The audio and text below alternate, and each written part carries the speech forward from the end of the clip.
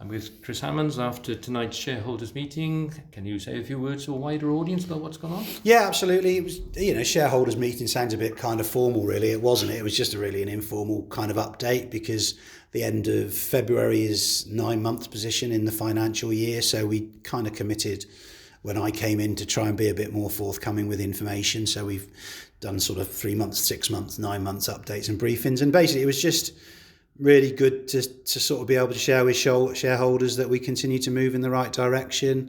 It won't surprise people to know that we sort of season ticket sales, as we said previously, have been up. Match ticket sales have been up. Club shop sales have been up hugely, which is really pleasing. That's not unusual in terms of a season when there's a new home shirt, because home shirt's a big seller, but we've continued to do really well in that area. And the bar sales as well have been a real success story, because we actually now have an understanding of our costs compared to what the income from the bars is. And Adam Delahay's done a fantastic job, working with Jamie Griffiths and George Webb and Peter Churches in terms of getting a real sense of the money that comes in from those and what our costs are. And they've been growing during the course of the season, not just on a match day, but actually in terms of the events and things that are put on outside a match day, which is absolutely fantastic. So it's a good news story really in terms of the direction of travel. Clearly it's been massively helped by the football has been engaging this year and has been good to watch and been entertaining. And we've been all in most weeks, haven't we? Even when we've played badly, we haven't been found wanting in terms of effort. So it's a good news story generally. There's a long way to go. Clearly we're kind of having to make a comeback from not a fantastic position, and that's a massive understatement. But we're certainly going a long way to sort of being more stable as a club now, which is really all we could ask for. Obviously, the manager is looking towards next season and wondering what his budget is. But on the other hand, you've got to put some money as a club back into reserves, considering that you only had 5,000 12 months ago. How's that going ahead? Yeah, it's a really, really difficult balance, because it surprise people to know that I want to spend as much money on the football as we possibly can, because I'm a football fan at the end of the day. But we have got to strike that balance, and it's probably the most boring part of the job in some ways. Is and the role of the board is that you've got to, we've got to put some money back into the reserves. We were down to, as you say, around about £5,000 in our, if you like, just to break it down to basics, in our account, if you like, to break it down to basics before we started selling season ticket sales. And and for a business that can have a turnover of between 1 and 1.5 million, you can't be operating with £5,000 in your reserves. It's just not right. You should be looking at trying to have, I know I'm not expert on these things, but you probably need to have 10% at least of your turnover tucked away, and 10, 15%, 20% tucked away for a rainy day. And God forbid the Meadow End roof blows off, or we have to do some major piece of work. We've got to be able to go some way, being able to cover it. So yeah, that's been part of the work that we've been doing. I think we're going to make a decent sized profit this year, but that just doesn't mean we can all chuck it all at the football, because we need to put some money away. We need to safeguard the future of the club. We've also been talking to Paul about his budget for 2024, 2025. It's not as much as I'd like to give him, and it won't be as much as he would like, and probably not as much as he deserves in terms of the work that he's done. But we are where we are, and we've got to continue to be careful and sensible. But we will, if we get the opportunity to invest more in the football, we absolutely are committed to doing so. I feel we've got a duty to support us to try and put a competitive team on the field. And it's been demonstrated this year that if the football product is good, or doesn't, in some ways it doesn't even have to be good, it's got to be fully committed and enjoyable to watch, then the fans will come, and that makes a huge difference to everything. And does Paul know roughly what his budget's going to be? He's been given an approximate figure, which we're always trying to work on to improve if we possibly can. Can you say that is a bit more? A little bit more. I'm not going to go into details, Graham, with you. I know what you're like, but yeah, it will be a little bit more. And again, not as much as I'd like, and not as much as Paul would like, but that's an initial figure. And as the season's been playing out, we can rethink that and have a look at it again and try and offer as much help as we can. It's clear that things like the squad builder and the friendly crowds, and all these things will help. And it's only really over the course of the last 12 months dawned on me on what an impact those things have, really. I mean, I was talking to someone the other day, and if we could become a club with a core support of 2,200, you knew, we know we're going to get 1,700, 1,750 in reality, whatever happens, somewhere around that. If we could become a club with a core support of 2,100, say, then actually I think every year that would give us a really good base to work from. How we get to that stage isn't straightforward because times are tough, but that's the sort of figure that if you knew you were getting that every year, then you would be looking at it thinking, actually, we can plan here, we can try and be really competitive every year. I think what was said in the shareholders meeting is this: football's a basket case of an industry, and this league is a basket case in terms of some of the money that is being thrown around by clubs. I think the Buxton idea the other day about going from part-time to full-time and taking one of our players and paying him more, with 600 people getting to see their games, and we can afford. Yeah, and it's incredibly frustrating. Even I see comments saying, how can we not compete with these clubs? And I think the same thing. But we see the reality of what, potentially what players that we want to sign now or want to re-sign now are being whispered in their ears about what's going on. You can't get your head around it sometimes. And is it also that Edgar Street is such a lovely stadium, but it's a very costly stadium? Yeah, 100. Yeah. Our weekly costs are going to be that much higher than. Yeah, our weekly costs are higher, and we do suffer that. As much as we all love Edgar Street, we do suffer with that a little bit, more than a little bit probably.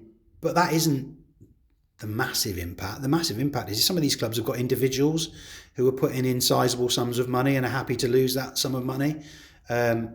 In some ways, I'm glad we're not that club. We kind of are. You wouldn't want to see our constitution changed. No, we're at some point, if it continues like this, a little bit hemmed. Well, my view is actually at some point, my view is we might have to look at it, just because actually I think you have got a ceiling in a certain setup. But equally, I think we should exhaust every possible way of trying to increase the size of our ceiling in the way we are currently before going down that route. But it is frustrating because you just sort of think sometimes, if we could just do this or just spend that, we'd be really close, and we aren't able to because we just don't have that spare money. We haven't got that money to go into it. But it's very interesting. But that's been one of the biggest eye openers for me, has been the money that's being spent elsewhere. Mm-hmm. And you just can't, you genuinely can't get your head around it, because you're thinking we're getting averaging 2,500 people in. We can't compete salary wise with a club who's getting 500. It's just madness. Doesn't seem right. No, absolutely. Start of the meeting this evening, we had a presentation from Dawley's. Yeah. Can you go into that a little? Yeah, no, Dawley's obviously our main shirt sponsor, but over the course of this year, we've worked more and more closely with them through Jamie and through George, the commercial director. People will be aware, I expect, season to goals, they've been getting more and more emails, more marketing. And we've just almost like grown the relationship even with them even more. They obviously are our main shirt sponsor, so they pay, for that privilege, if you like, in a certain way. But the value we get out of that deal is now way beyond what the sponsorship is from them, in terms of, they send emails out most days each week, and every Wednesday when they send out the one with information about shop products, we see a spike in sales in the shop online, and because they have to click on a link, we can actually evidence that, which is absolutely brilliant. And we just thought it was really good for them to come in to speak to shareholders and just give a sense of what they've been doing for us, how they've been helping build our database. They've been able to get in contact with new businesses for us, just to try and raise our brand in different areas. And because they formed a database, when the Banbury ticket ballot came about, they were able to, far quicker than we'd have been able to do it manually, literally single out the different elements of the database and send an email, which was brilliant. And is there any cost to the club? Any cost to the club? To the club? Absolutely not. That's they're doing the sponsorship, and then the stuff they're helping us with is all part of the relationship that's been formed with them through the sponsorship, which is absolutely brilliant. Very good relationship. And you can't quantify, into monetary value. I don't think that was widely known. No, and you can't quantify in monetary value what we've got out of them this year, in terms of, Luke and Sally at Dawley's have been fantastic, and they come and have hospitality, and Luke's got season tickets sat behind me in the director's box and stuff, and they're great, and they're fantastic supporters, and they've driven a lot of this, which has been absolutely brilliant, and we've just they've got expertise that we haven't got, and they're guiding us through it, and they've been absolutely brilliant. So it's a massive thank you to Dawley's, it stretches way beyond having Dawley's on our playing shirts. They're just a fantastic supporter of the club. Tomorrow night we're off to Banbury, weather permitting. We need 3 points. I nearly said hopefully, yeah. Yeah, Banbury tomorrow night. Hopefully it'll be on, we're running out of... With no indication of Not as it stands at the moment. I think they're probably at the moment fairly confident, because I don't think there's been a lot of rain about. It was a bit in Hereford as I drove over earlier, but I've been out and about today and there wasn't that much rain about, but I guess we'll only know more tomorrow. The issue, I imagine, is the water table's probably pretty high, and then if you get any rain, it's got nowhere to go, and I think that's probably the issue last Friday. Hopefully there won't be too much rain and we'll be able to get it on tomorrow, because if it's not on tomorrow, it's going to be a Thursday, innit, before a Saturday, because Banbury haven't got any free dates. So tomorrow night isn't ideal. We'd never have chosen to play 2 days after Buxton and 3 days ahead of Scunthorpe. Was there a request to play tomorrow? No, there was just a selection of dates essentially, and it was a bit like what suits.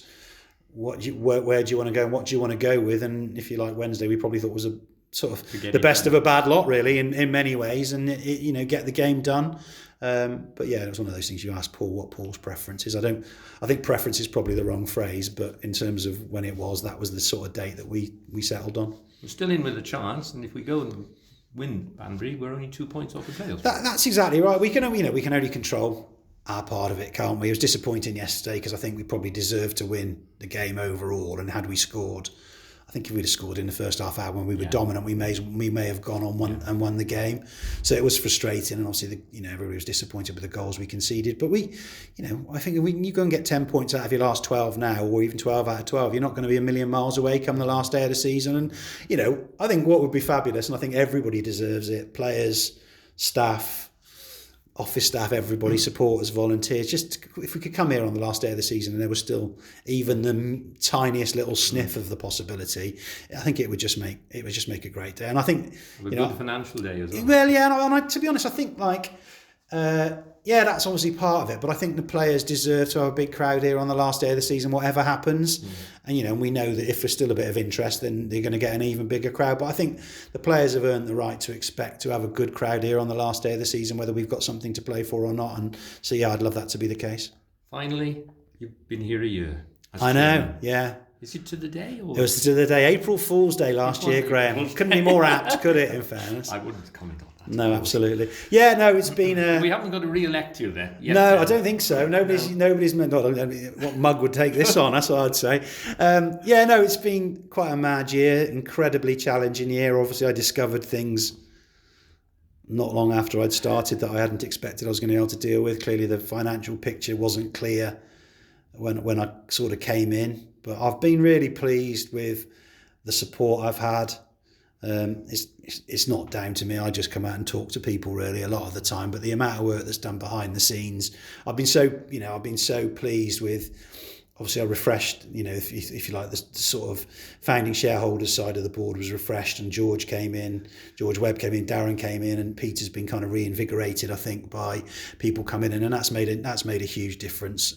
But the support, that Jamie Griffiths leading the office staff, they go above and beyond every single day, and then just absolutely brilliant. And this whole Banbury thing, the amount of work extra work they've had to do from the Banbury thing, and it's one of those things. And I think I spoke to someone. We could have just left it, but actually, we fought for our fans to get extra tickets. It hasn't quite worked out in the end because of the postponement, but we kind of fought for our fans to try and get more tickets because we wanted to have more fans there. It caused a huge amount of extra work.